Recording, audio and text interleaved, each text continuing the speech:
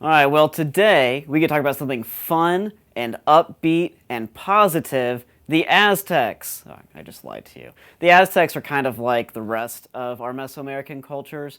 They were also dark. They also worshiped death. They also were heavy into human sacrifice. They were one of the evils and the darknesses that the Spanish had to encounter when they came over here. Now, the Aztecs lived right in the middle of Mexico. In fact, if you look at our map here, and you look at Mexico City, that is where the Aztecs were essentially located, where they built their central ruling empire. And the Aztecs didn't call themselves Aztecs, they called themselves the Mexicas, which is where we get Mexico from. And Mexica, in the Aztec language and in the Aztec worldview, simply meant the people, the real people, or the first people. In other words, if you were an Aztec, you were somebody who was important and more important than anybody else. So if you weren't an Aztec, you were the not real people. You were the second, third, or fifth people, or the not important people. And so that's kind of the first clue as to where our study of the Aztecs is actually going to take us. Our second clue is the Aztec capital of Tenochtitlan. It was this incredible city that probably had at its peak 200,000 people living in it.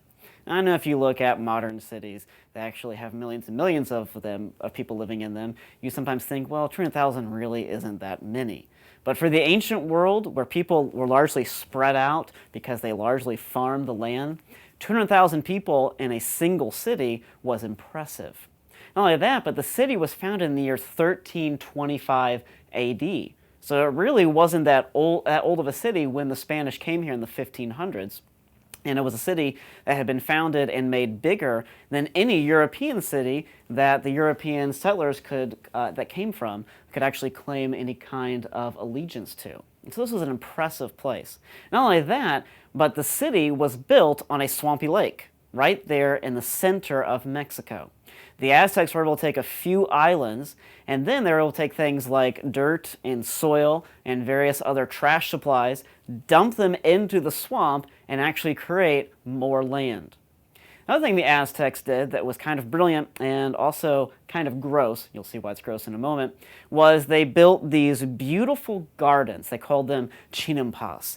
And these chinampas gardens, you can see the word right here, how it actually shows you how to spell this word. These were garden plots that kind of floated out there in that swampy area, and they were so well fertilized that they would produce 2 crops of anything you planted in them in a single year. So that's how 200,000 people were able to live in the middle of a swamp. They had all this food coming from these chinampas gardens. What I haven't told you yet is the gross part. The way the chinampas were fertilized and what made them so able to produce so much food is that they used human waste, or specifically they used feces, or what we poop out of our bodies, to actually fertilize these garden plots. So you might want to think twice about eating any of the cucumbers or the tomatoes that came from a chinampas. Anyway, what's interesting about that is it kind of reminds us of how the people of Shinar, the people who built the Tower of Babel, how they actually produced it. If you remember, if you look at the King James Bible, it says that they used bricks instead of stone, and they used slime instead of mortar to actually create the Tower of Babel. And so right here, in the study of the Aztecs, we have a city that's not made out of slime, but made out of something that is at least as gross, if not worse off for us to imagine. Anyway, the whole culture of the Aztecs was based on slavery and based on death and human sacrifice, like all the other Mesoamerican cultures. In fact, if you lived in the Aztec civilization, if you could read, or if you were educated or were free, that meant that you were roughly in the top 5% of the population. The other 95% of people who lived in the Aztec Empire were not trained how to read, were not taught stories or a history, and were certainly not valued. They were either low class or they were slaves. So the Aztec Empire was not a great place to live in unless you were on the top and you built your happiness based upon the suffering of others. So in other words, it wasn't a great place to live. But the whole culture, as I mentioned, was based upon sacrifice. In fact, the Aztecs drew people to sacrifice to the gods from all of the civilizations and all of the cultures that they had conquered that were around their empire. And so every year, they would demand that so many boys or so many girls be sent to the capital to be sacrificed and given over to the gods. As a result, the Spanish, when they came to the Aztec Empire and they saw the remains of these human sacrifices, the Spanish reported that there were thick layers of blood on the temple that had actually turned black from years and years of sacrifice and never a moment of cleaning off the lifeblood of some victim. As a result, some reports say that the blood was so thick that it was sometimes 6 inches thick. That's how many people the Aztecs actually sacrificed to their gods in a way to try and defeat death. Not only that, but the Aztecs had something that they called the Flowery Wars, which of course might bring you to the whole idea, oh, here's the upbeat point of the lecture. Sorry, not really. The Flowery Wars were not a nice little princess movie. The Flowery Wars was an event that happened every single year, and all of those cultures, all those civilizations around the Aztecs, they were instructed to send their best warriors to compete in the Flowery Wars. And even the Aztecs themselves, some of them would send warriors to compete in the Flowery Wars. And in the Flowery Wars, one of two things would happen to you. Either you would die, which actually might be the nicest thing in this case, or you would be taken a prisoner. And once you were taken as a captive prisoner, you were brought back to that swampy lake capital of Tenochtitlan, and you were put kind of in the middle of a great coliseum.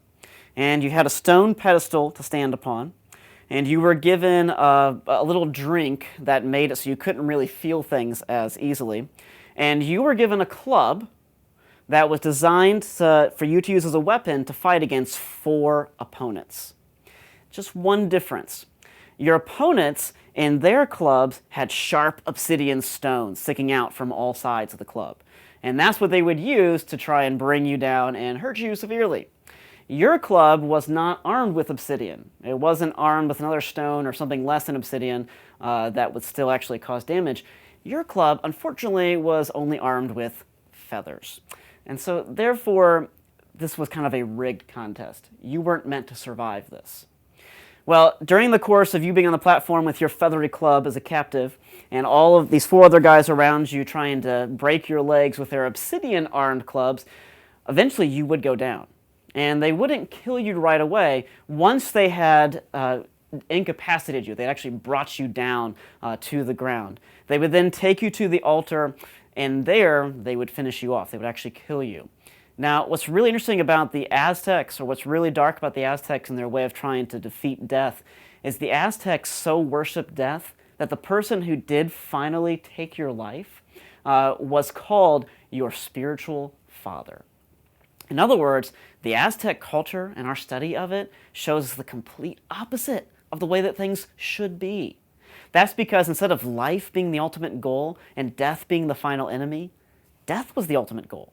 Death was the ultimate honor if you were an Aztec. Now, in the midst of this dark, dark reality that was the Aztec kingdom and the Aztec empire, there's an interesting story. And take a look at this picture here. This strange god that you're looking at, who looks kind of like a serpent and looks kind of like maybe a big feathery chicken, his name, which we'll put up here on the screen right now, is Quetzalcoatl. And Quetzalcoatl was a feathered serpent god, as they called him. And Quetzalcoatl's story is very interesting. It's one of the few stories the Aztecs passed on. They didn't, like the Olmec, they didn't really tell many stories. Like the Mayans, they didn't record their history because they didn't see those things as important. But this story, for some reason, they saw as needing to be passed on. And the story went like this. Quetzalcoatl had come in a boat with these strange white cloth objects, something we would probably call sails. And he had come from the direction of where the sun rises. So he'd come from the east.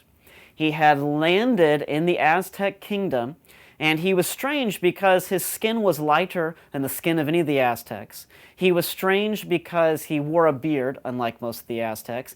He was strange because he wore long brownish robes, and he had this strange red mark on his robes and on his ship. It was 2 red lines intersecting. In other words, it was a red cross. And so the Aztecs noted what he looked like, And then they also noted what he told them to do. He told them to stop sacrificing people because there had already been a final sacrifice made. In fact, the God himself had done this. The God who had made the sun, the God who had made the soil beneath the Aztecs' feet, the God who had made the stars and made all the things that they loved and worshipped, he was the one who actually sacrificed himself. Not only that, but he also taught them that they should practice things like fasting and feasting, depending on what time of year it was, and that they should also practice things like confessing their sins to one another. Now, who this person may have been, we'll talk about in a later lesson, but what we can imagine is this person was probably one of those early Christian missionaries who, by some miracle, wound up on the shores of North America centuries before Columbus ever even was able to come here. So over time, the Aztecs began to refer to this Quetzalcoatl as the morning star. They refer to him as the greatest of all the gods. But their story goes on. They say that there was an evil god, an evil man who came from a different direction, who worshipped the old ways of death and the old ways of sacrificing people. His name was Tezcatlipoca, which you can write down here by looking at how the word is actually spelled.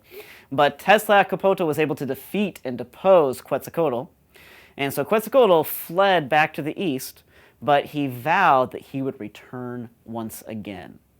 And after he had left, the Aztecs began to write down stories and began to hypothesize about when he might actually return. In fact, they even had an exact time for when he would return.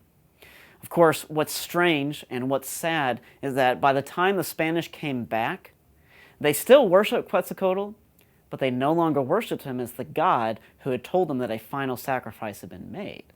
They worshiped him as the god to whom they had to sacrifice to. But we'll take a look at that in our final lecture for this week's lesson.